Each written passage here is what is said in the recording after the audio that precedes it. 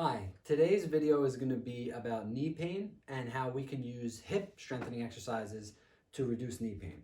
So first, let's just take a little look at the knee. So the knee primarily moves forward and back, just like that, right? Just here, forward and back. It's happy when it does that.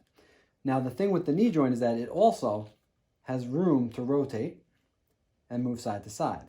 And when there's too much of that motion, it can cause irritation in the joint.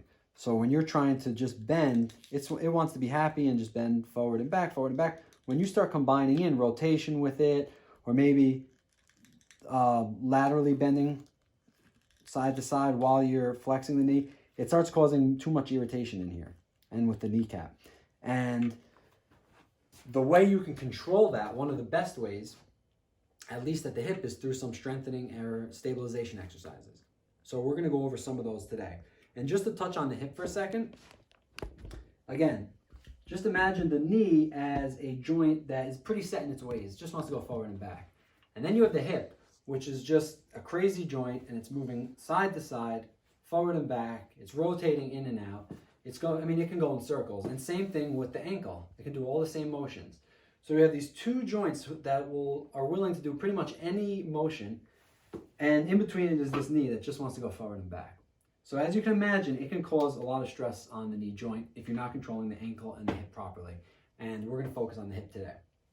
So the two motions that we really want to focus on are abduction and adduction, so moving in and out, side to side, and rotation, just internally and externally rotating.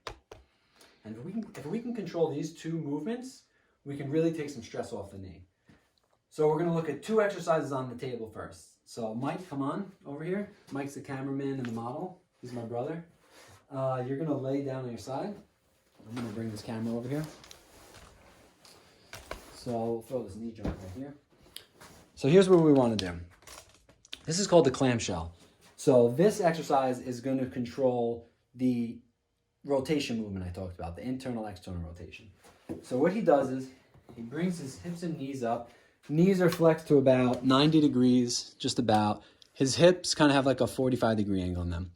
And what he's going to do is he's going to lift his top knee up while keeping his feet together. It's rotation. Think about like a clamshell opening.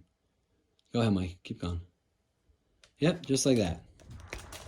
And what happens is sometimes people are weak in here. Their external rotators here are weak. Keep going. And to cheat, they just drop their whole pelvis to the side. So they do it and drop the pelvis. You're not actually strengthening what you need to be. So you have to make sure your hips are stacked on top of each other, and then you bring the top knee up. Go ahead. Keep going. There you go. Do like 3 of those. And now he's really learning how to control the rotation at the hip. Okay? The next exercise we want to control is the other movement, the in and out, the abduction of the hip itself. So for this one, this is actually called hip abductions. We want his leg pretty much in line with his body, like a straight line. We don't want his leg all the way up there so it's making a V.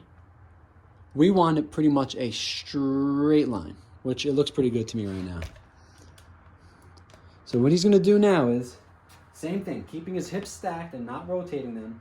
He's going to bring the leg directly up and slightly back, just like that. Go ahead, up and down. 1, there you go, 2, 1 more.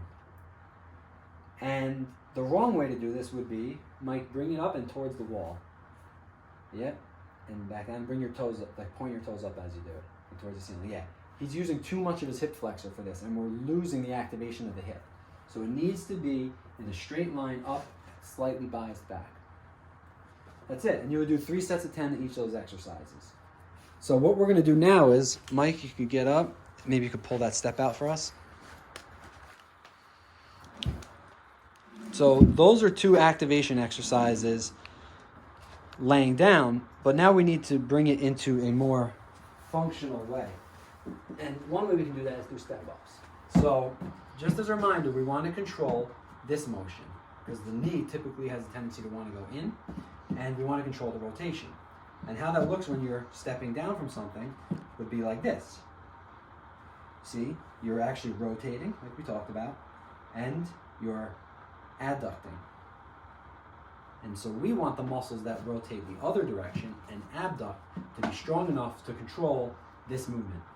So what you do is you stand up here, you want your ankle or your foot, your knee, and your hip in alignment, and you want to go straight down and back up.